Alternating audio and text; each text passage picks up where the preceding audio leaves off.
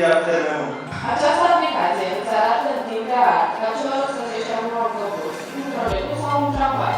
Prinzător și personalizat, care sunt patru categorii principale, pe care le vedeți în acele sfere.